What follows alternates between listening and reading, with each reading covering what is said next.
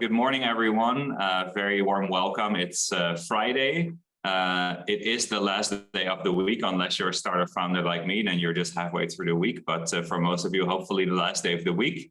And we're here today because we're celebrating the launch of our white paper that we put together with Plug and Play. A little bit about them more later. About the state of hybrid work in Singapore. So no one is living under a rock. So we've all experienced that work has changed a lot over the last year, especially kind of coming out of the longer lockdowns and then coming back to work and then suddenly somehow showing in the office some days and there's no one there. And you're like, hey, I thought the office was back open. So a lot of things have changed and we wanted to really dig into what are those changes, and most importantly, as company owners, as people leaders, how do we navigate those changes?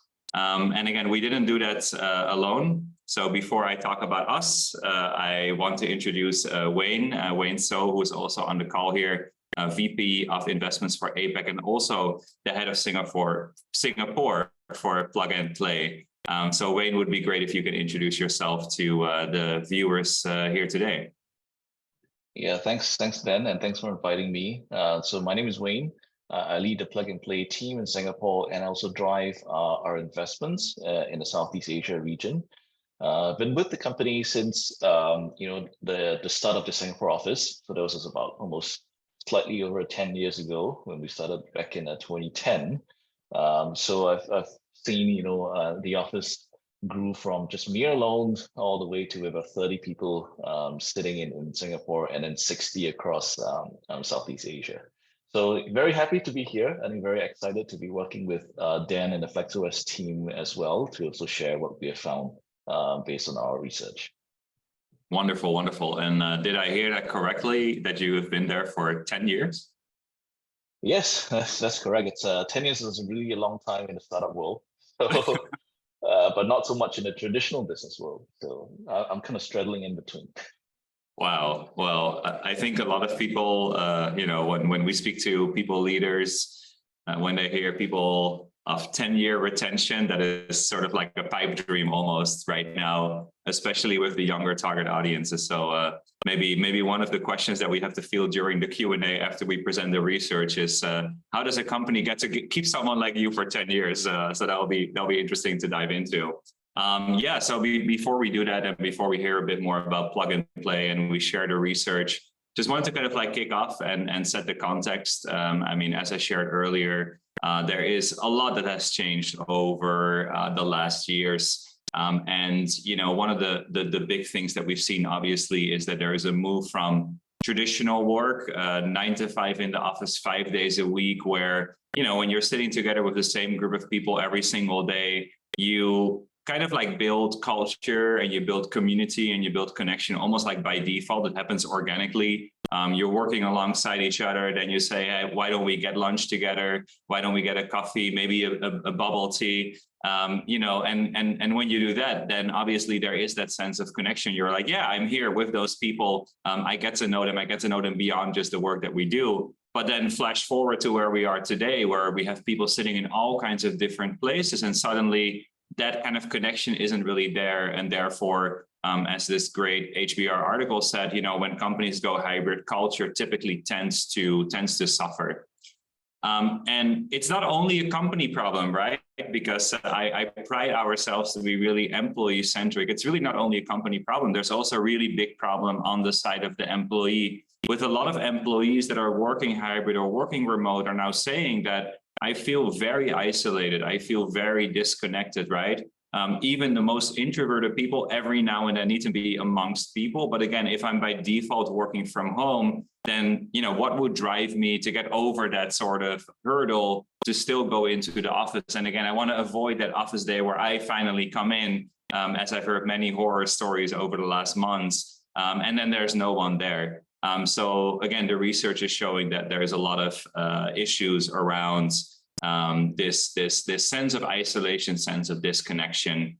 And so that's why we built this cute little assistant called Lexi, your AI ally for company culture and employee experience. And Lexi here basically helps companies with those kind of challenges, right? How do you still make sure that people do come together, that people do have that sense of culture, that sense of connection, and therefore maybe hopefully like Wayne will stay with the company for 10 years. Because again, it's become easier than ever to switch out of a job, right? Sometimes it's nothing more than changing your Zoom login and suddenly you work for a new company. So, that's what we help to do. And we do that with, really a focus on engagement.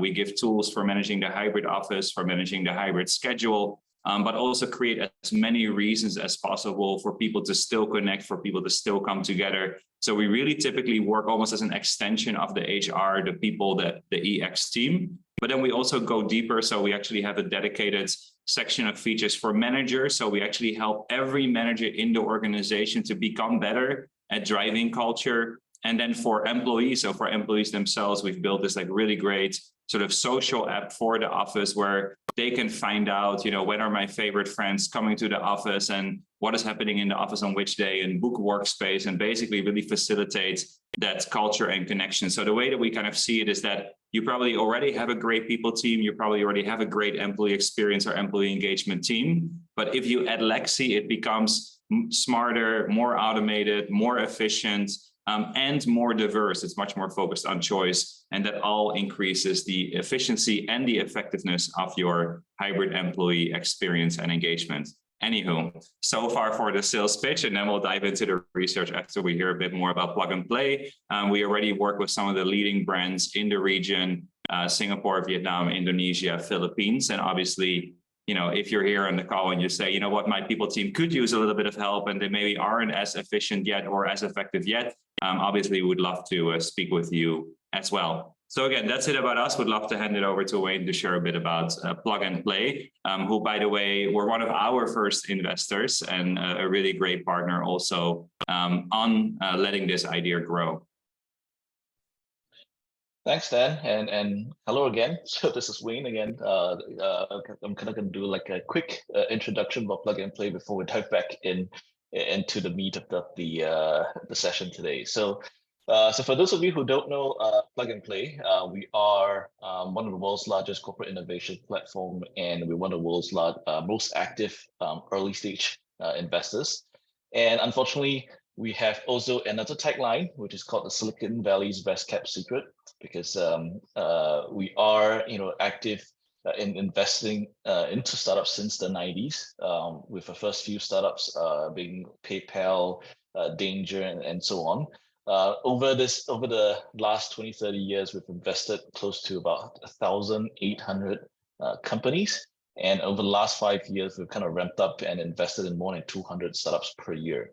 So even during COVID, 2020, there was only a dip in Q2 that year when things went into serious lockdown. But even that year itself, we still hit about 162 investments globally itself. So on top of the investments, by the way, we currently, because of COVID, we have about 30 plus unicorns in our portfolio now.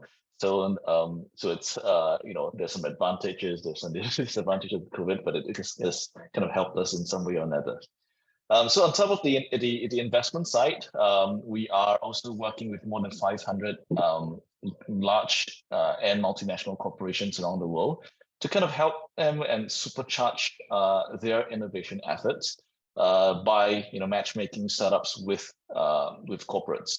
Right. So before most of you guys joined, I was just sharing with Dan and Abhishek here that we are kind of like Tinder for startups. So we kind of matchmake startups with what corporates are essentially looking out for. So for example, next week we're doing our APEC Summit, biannual APEC Summit in Singapore, where we have about 50 startups that are pitching to 600-700 people in the audience, hopefully with about 700-800 people registered for the event. And then after that, currently we're working with guys like Visa to help source, fintech startups to work with them through their accelerator program. So that's a bit about, Plug and Play. And then if you can kind of move to the next slide. And then a bit of a lead up to that as well, that, the last 2-3 years of the pandemic hasn't, it's a bit weird, honestly, because there are a lot of new behaviors, a lot of new practices, and then a lot of companies that are, seriously 100% work from office only are suddenly kind of transmitted into a scenario where they are being kind of forced to explore, not explore, but to kind of convert into a pure work from home experience. And very interestingly, right at the start, especially if you look at cultures like Japan, cultures like Korea, these are very traditional business cultures where the bosses want to see you in office in person, right? Otherwise, out of mind, out of sight, and then you're not going to get, any work done. You're going to not get any favors done. You're not going to get promoted, even, things like that. So back then, our Japan and Korea team had to start even doing training sessions to help these Japanese corporations learn how to even use Zoom, right? So it's a very basic tool, right? But it's common for us, especially in the startup world, especially we have remote teams, working across different countries, different locations. We're very used to that. But these guys, they are kind of panicking and say that, hey, we need to kind of really adapt it and accelerate the entire process. So that's a very interesting part. And over the course of the 3 years, we have more and more companies coming to us to ask for help in terms of how can I prepare for the new normal? All right. So basically, how do I embrace that? Hybrid work is here to stay. And as you can see from this slide, a lot of employees really are asking for it. So because of the changes of that's caused by COVID, lifestyle differences, or your timetable has really changed. So you really don't want to spend time on the roads, traveling to and fro your home and office. You want to be able to kind of nip into get into the closest co-working space or cafe, get your nice cup of coffee, and then gradually start working. So I think there's a lot of combinations of hybrid style working that we're trying to see, and companies are trying to kind of adapt with, right? So when at the end of the day, with technology being enabled and people are even used to all these technologies, even for us as investors in the past, we will typically only invest when we've met the founders in person. But as you can tell, I've never met Dan in person. We actually closed the deal. I'm invested in them a few months ago. And basically, based on this Microsoft Work Trend report, more about 60% of the Singapore employees say they really want to kind of mix remote and office work, or only work from home during the pandemic, right? So this new norm, we really need to kind of get used to. And move to the next slide. Right, and as what I say, hybrid work, is really there to stay. A lot of the employees, based on our research, have reported higher levels of job satisfaction, engagement, and commitment, because by kind of adapting to that, you are actually really listening to your employees and what they want, so they actually feel heard, and they understand that you're kind of trying to adapt their working culture to adapt to the new behavior and the new norm. So, I would just say that the hybrid was definitely here to stay. That's why we Plug and Play and FlexOS is going to work on this research to kind of help understand better what the hybrid workers are looking out for from their workplace. And then the big question is that for employers, whether you guys, even for us, do we have the right processes, the right strategies, even the right tools that can help with this, the best employee experience when our teams are working from multiple places, and while we also want to kind of embrace certain level of in-person activities at the same time. And that's a very big question. And I think some of the keywords we've heard previously was over the last few months was, we do want to be in person. They also want to explore the metaverse metaverses and the keyword metaverse of how we can bring our employees online, the different tools, and to also cover certain gaps in terms of employee engagement, peer-to-peer engagement, and things and so on.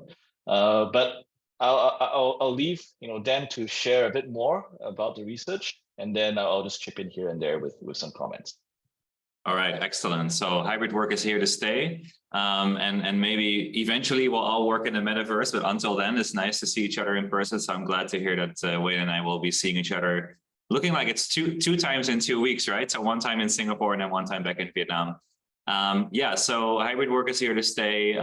Again, we really wanted to understand more deeply in Singapore, how do people work hybrid, like what's working, what isn't working. So we went on a big research study that's statistically significant for the 4 million employees in Singapore that are working in a hybrid way currently.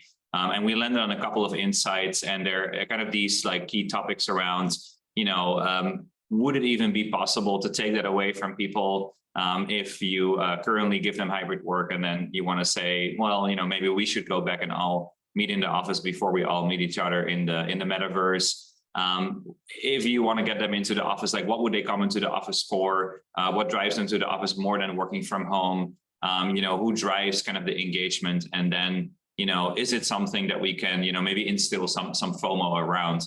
So those are the key topics that we have addressed in the research, and we'll share that with you today. And then the full white paper will be shared to you after the recording or after the webinar has ended as well.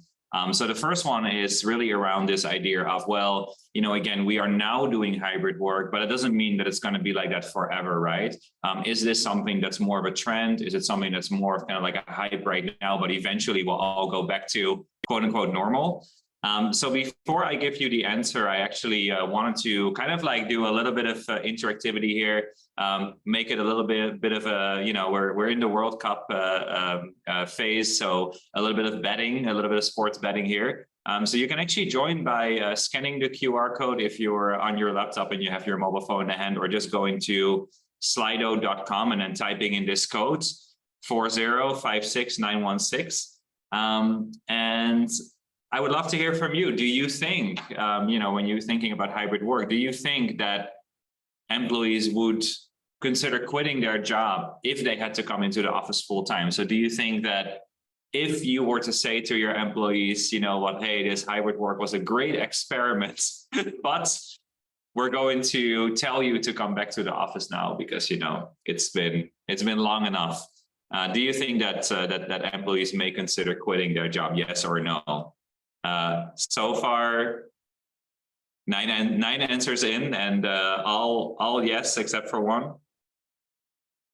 Maybe Dan, if I could help with adding the context. Is this more with the Singapore background in mind, or is it more like a global kind of Yeah, so all the data is 100% Singapore. So this is really, we polled Singaporean employees that have indicated that they're currently working in a hybrid work schedule. So out of that universe of people in Singapore that are currently working hybrid, if we were to say, that was a great experiment, we're now going back to the office full time, would they consider leaving their job? That's the question. Okay, so for those of you who are not based in Singapore, so just the context, I think, everything is getting more expensive nowadays. Even transportation, Grab, and cars are. If you're familiar, with buying cars in Singapore, there's a certificate of entitlement that allows you to even own a car for 10 years, and that has gone up to record highs nowadays. So it's even expensive to even get a car. And a lot of people, because of COVID, have sold their cars. Right. So they've sold their cars. Wow. Yeah, they sold their cars because they just worried about interest rates, cash, all these things on hand. Yeah. Interesting. All these like second and third order results of something like people working from home more. Okay, so let's cap it at that 85% of the people on the webinar here think that people may consider quitting their jobs, and 50% say no. And well, the good news is you're both right, but because it depends on who you ask. Again, like we've done the research across a cross section of ages, genders, roles, industries, right? So this is really the totality of the workforce in Singapore.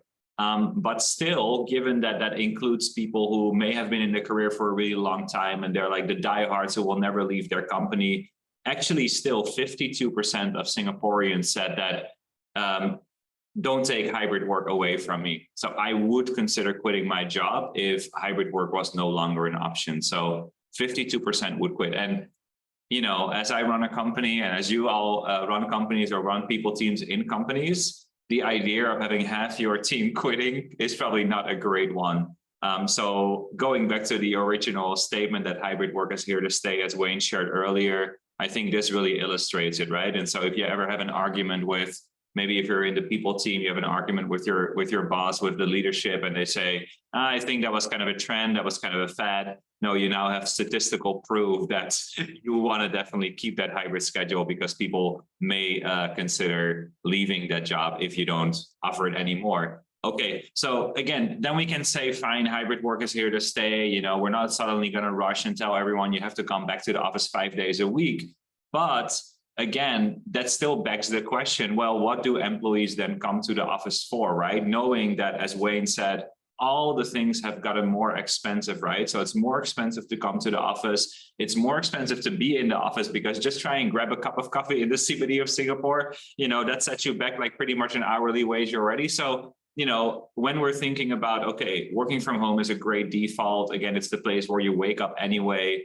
You can just open your laptop and get to work. What would make it worth it for you to come to the office? And so we basically asked a couple of, we gave a couple of ideas around, what are some of the reasons that would make you want to come to the office? And here, I would say pretty much across the research, we saw that the answers are pretty consistent across, for example, industries, across gender, across age, but there were a couple of differences. So overall, let's just go through the top 5. So number 1 is collaborating with colleagues. So I think we can all kind of agree that there's absolutely nothing wrong with Zoom. We can definitely have a collaboration session on Zoom. But if we really want to get stuff done, and especially if we haven't seen each other in a while, then collaboration can be a great driver for people to want to come to the office. So as we're thinking about, we want to get people into the office, what would make it attractive for them? Focus on something like collaboration. So have moments in the week or moments in the month where you say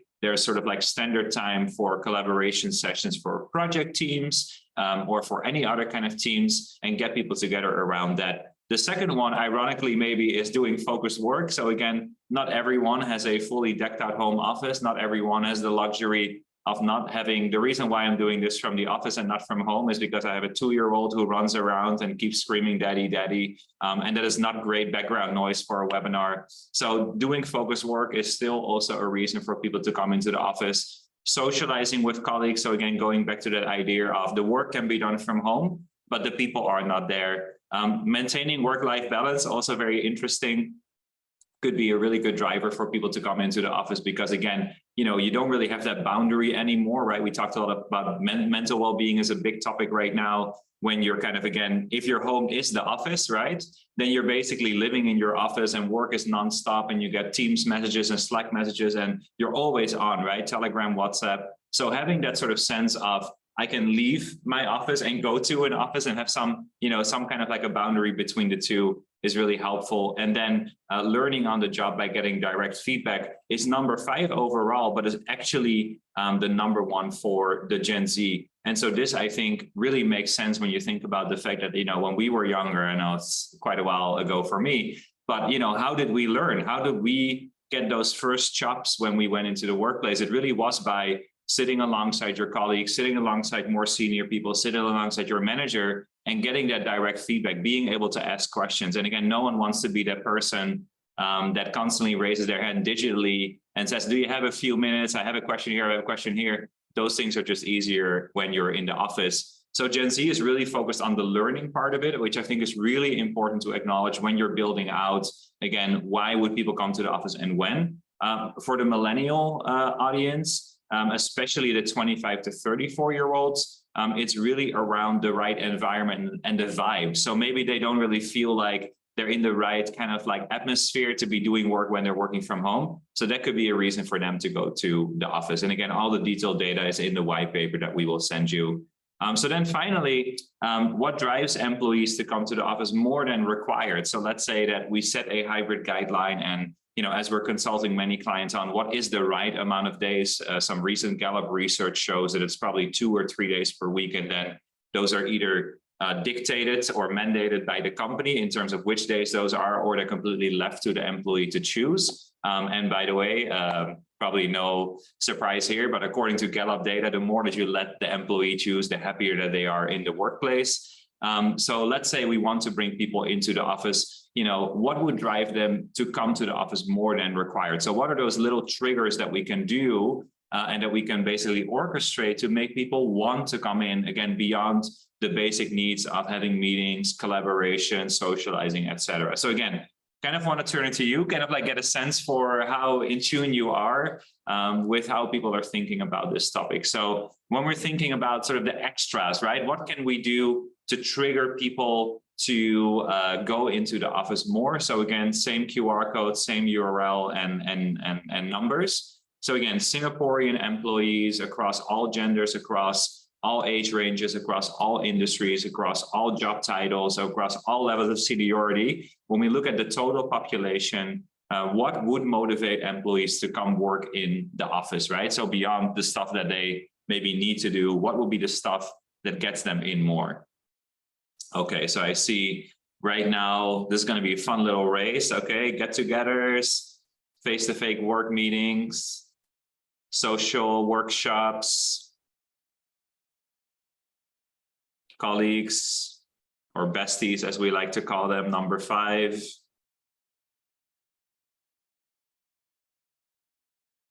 Let's see how well we can predict these answers together.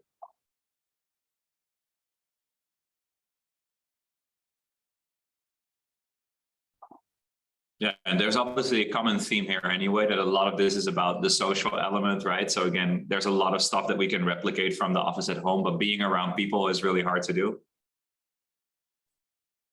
Okay, so I think we have 10 answers. And so the top 3, as you guys are guessing right now, is like number 1 is really sort of the informal in between. So team lunches, coffee breaks, maybe just doing work together as number 1. Number 2, social creative well-being and training workshops. So really kind of like specific activities that pull people in. And then number 3, face-to-face work meetings. And then the rest is down that line. Okay, so let's jump to the actual results. So pretty well spotted. So actually number 1 are the workshops. So, if they're like specific appointment based, hey, on Tuesday morning, there's actually a leadership training. On Thursday afternoon, there's actually a creative workshop. Hey, on Friday lunch break, maybe there's a well-being session. Those are actually the ones that pull in people the most, especially because it's a great reason to maybe meet the kind of people that you're not working with in your direct team. So they are like-minded people because they show up for the same reason that you do. You have the same interest,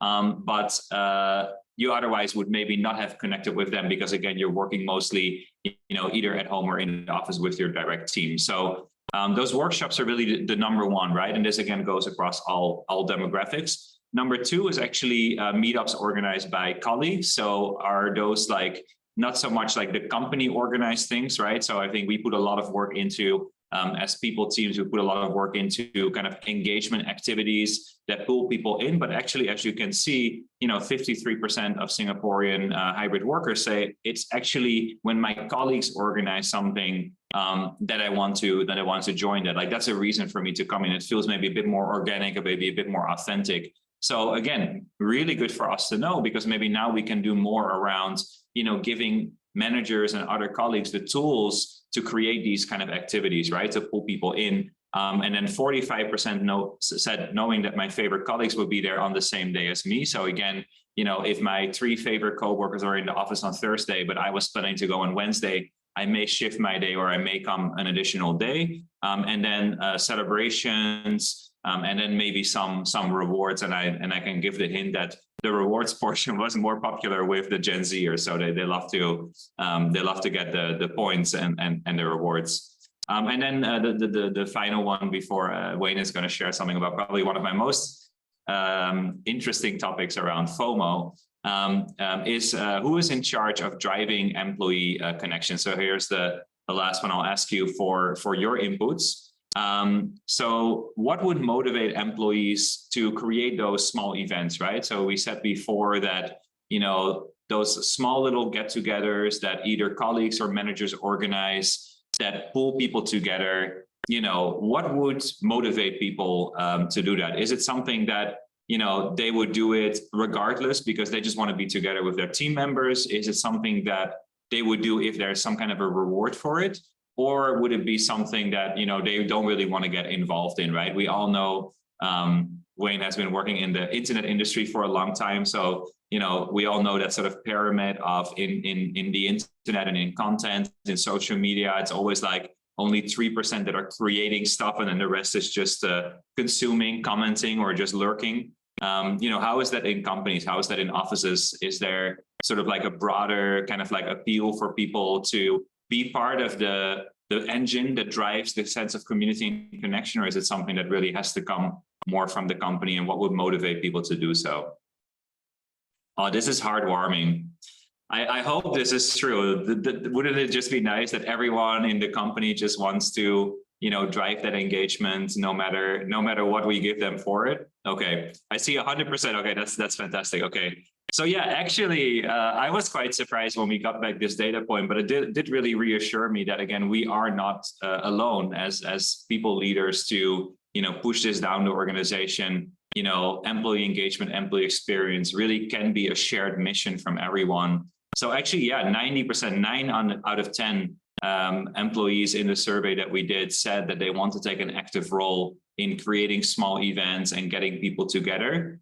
So that's obviously the really good news. And then maybe the even more good news is that 6 out of those would say that they would do it even if there was no reward for it, just for the sake of getting people together. And then 4 would do it if they would get some kind of reward. And again, within the Gen Zers, that number was quite a bit higher. But across the population of the employees in Singapore, very happy to support the mission of, again, building the culture together, driving great employee engagement and great employee experience.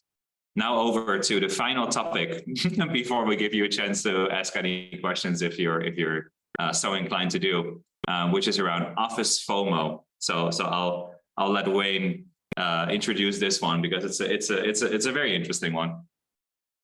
Yeah, so FOMO, I mean, for all those who are not into abbreviations, which some of us are, like are not, like myself.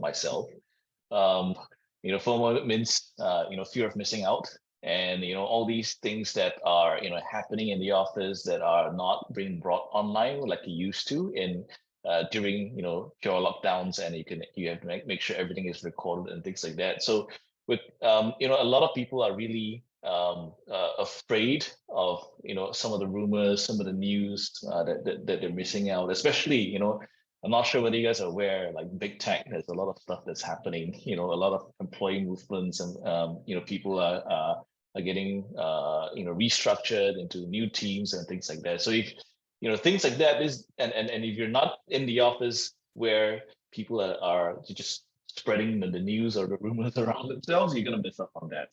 So rumors, a lot of activities, a lot of rapport that you're building up with employees. I think that's something that it's really happening and quite a bit, and that's why we have even for Plug and Play, we have also kind of shifted our events to be just physical only. So our Apex Summit next week, we used to run all Apex Summits virtual and then hybrid, and then we're planning to look at continuing hybrid unto a certain extent.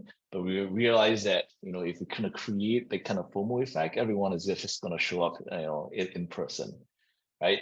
So the next slide will essentially show that 67% of the employees in Singapore, right, say that when they work from home, they don't know what's happening. There are some tools like or features like on Slack, if you use that, there are certain features like the huddles and the video calls that they've actually created to try to kind of replace the whole people talking around you, gossip, office chit chat and things like that. But it's very different. It doesn't really work that well because you need to kind of specifically kind of set that up and hope that the person on the other end is actually responding to it. They're not on the call, so that they can actually come on to gossip with you, versus you coming into the office where, hey, I can just look over my shoulders and ask quick questions, or just do random breaks that we can actually do coffee, just sit down for coffee and then just talk about can we talk about work, and you can talk about social stuff and things like that. So it really makes you feel like you're missing out if you're sitting alone at home, right? And then, companies, it's essentially all these social, moments. Somebody's getting married, having a baby, somebody just brought a dog, and or your babysitting, a dog. We try to kind of instill that into weekly meetings, so that before it gets into actual work done, right at the beginning, everyone starts with, "Hey, what you guys have been doing over the weekend?" But the whole feel is not the same because it feels unnatural, it feels forced, and then some of the cool tidbits that you usually get in person, it's really not there, right? So the whole bit is about FOMO is a big driver for employees and teams to really come into office, especially when dialing back into a few slides before, everyone is talking about the social aspect. Everyone wants to be here, everyone wants to create new social engagement settings between the employees. So if you're not coming into office, you don't know firstly what's happening. Secondly, if there's something spontaneous, right, that happens after work, you're definitely going to miss out on that. And one thing that even for plug and play we love quite a lot is essentially just to grab a drink at a bar, just below our office, after work, or even in the middle of the day. That's not a very good way that's not a very good thing to promote, but sometimes we do that, let's say on a Friday afternoon. But so you're essentially missing out that kind of camaraderie that you're essentially building. And at the end of the day, a strong employee experience and an employee engagement team can really ensure that the social side of work is there, getting employees out of their mundane, work mode at home, and then the collaboration and connection teams can really occur organically. And I think one of the main I would say insights that we have gotten from even from our own employees is that that helps a lot with employee retention, because the last few years we've seen a lot of movement across companies, like what Dan said earlier. It's just as easy as switching a laptop, switching an account on Gmail and things like that, and then for them, the grass is always greener on the other side, right? So employees will want to kind of shift quickly, because the normal people that you're usually engaged with at work is not there for you anymore, right? So that's something that we see, the fear of missing out, and all these other vibes. And interestingly, we just did a Gen Z quiz in our office, trying to see whether the rest of our team who actually know what are the key Gen Z terms. So even though we're moving online, we still don't know what are some of the abbreviations that the Gen Z folks are actually using. So it's a good way to kind of get a social activity to get the team members back together and then to contribute. And a lot of the team members, especially the Gen Z folks, they're very excited and very willing to contribute to that, to creating that social setting and to educate some of the older folks like us, what we're really missing out on. Yeah. So that's all I have to share. Yeah. How did the team do on that Gen Z quiz? What were the scores? Interestingly, there were a couple that we were able to kind of guess, but in general, the boomers and the millennials didn't do that well. Yeah, probably no surprise, right? But okay, so there's clearly still some room to kind of bridge the gap, right? And I think a lot of what the research is showing that while there are a lot of similarities between age groups, there's obviously still some differences, right? And I think the main things, more anecdotally, that we hear a lot about is that the older managers, so let's say like 35 plus, which we can then like consider older, more experienced, more used to working in an office, they still sort of have that like defaulting towards an office or an in-person for certain things, whereas obviously there are people now coming into the workforce that literally have never worked in an office. So suddenly we have to really explain to them what is even the benefit of being in an office, like what is actually the pro of it. And hey, actually, if you're trying to make a good impression, if you want to build your career, if you want to kind of like expose your work to the right people, it may actually be helpful to be somewhat near them, right? So I know it says Q&A here, but I really wanted to say thank you everyone for joining Again, all the research is kind of like compiled in a white paper. We're going to be sending you after the webinar, and it will give you all the detailed insights. And hopefully there's something interesting there in it for you. And I think the common thread really is, both hybrid work is here to stay. It really is something that people want to retain, but then we have to make it work, right? And so it really means that we have to invest in things that bring people into the office. We have to make it something that, again, becomes a shared mission. So it's not just us, kind of like stuffing it down people's throats from the top, right? We need to build a system that makes it something that everyone kind of carries together and everyone gets involved in. And therefore, it was really great to see that a lot of people actually are super interested and motivated to help drive that engagement and to help build a culture together, and make that something that we can all benefit from. So happy to take any questions if there are any there. While we wait for someone to either raise their hands virtually on Zoom or types a question into the chat box, which either is fine. Maybe let me ask one more question to Wayne. So out of these 5 findings, right? So we went on this research to just understand better, right? Because again, we want to be a partner. We want to help companies in doing hybrid work the right way, and not lose people along the way, driving that retention, driving that engagement. So now that we actually have the results back, was there anything in particular that stood out to you or that was most surprising to you? Yeah, I think the one that's most surprising is the FOMO part where the 35 to 44-year-old age gap.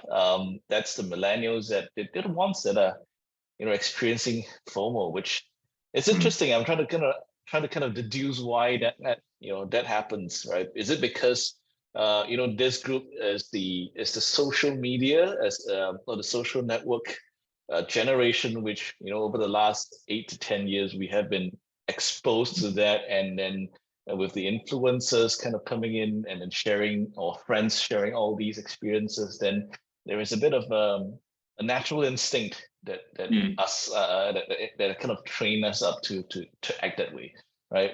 Initially we thought it would be more of the I thought it'd be more of the older age groups, and then the younger folks generally I presume they're a bit more okay with remote work or hybrid in general. Yeah, so that's really interesting. There's something really interesting there, which I think, especially for people who are more on the employer branding side and on the employee engagement side, they can really benefit from this insight because, again, there is a lot of benefits of working from home because it's the place where you wake up every day, and it's very easy to go from that to opening your laptop to getting to work. You don't have to commute. It's cheaper. You can eat lunch at home. You can spend more time with your family. It's more inclusive in that way. But then there is still that sense of like, oh, but if I know that like over there in the office, this and this is happening, right? Like, hey, people are grabbing lunch together, or they ended up like, maybe without planning, celebrating something. And then I see that and suddenly I'm like, man, I wish I was there. So I think it's at the end of the day, like employees do really want hybrid work. They do really want that flexibility. But it really doesn't mean that they just want to be sitting at home, as the research from Airspeed that we quoted earlier really shows that if you're just working from home, if you're just primarily kind of being a remote worker, you really start to feel that sense of like disconnection. You really start to feel very isolated. And therefore, maybe seeing something on your company's social media or in your Slack channel or on your Teams that shows all the great things that are happening in the office, but kind of like the social media that comes out of employee engagement and employee experience may really help in driving people back into the office or making people want to be in the office. So again, I think a lot of like valuable insights for all the people teams. Again, there's a broader research study, a lot more insights. They're all in the white paper. We're going to send it to you guys. But for now, may I please thank Wayne for joining. Really great to have you and to get your insights. Looking forward to our 2 in-person meetings after we did everything online for the last couple of months. And then also a huge thank you to everyone who joined today. Really great to have you here. I hope you got something from it. And of course, please feel free to reach out if you want or need any support on your employee engagement, your employee experience. and managing the hybrid team and the hybrid office. So thanks everyone for joining, and then hopefully see you at another event sometime soon, and hopefully in person, because I still think it's the best. All right, thank you everyone.